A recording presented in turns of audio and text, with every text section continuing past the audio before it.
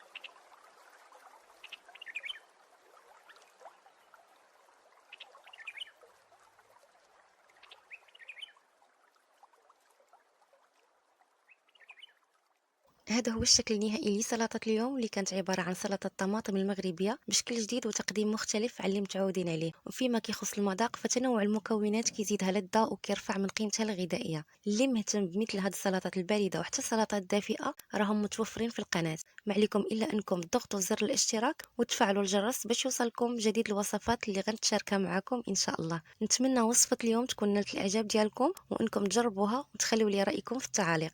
وبهذا كنكون وصلت معكم لنهاية الفيديو، فما بقى لي الا اني نقول لكم شكرا بزاف على الوفاء وعلى حسن المتابعة، وحتى نلقاكم في فيديو جديد مع وصفة جديدة. دمتم في رعاية الله وحفظه.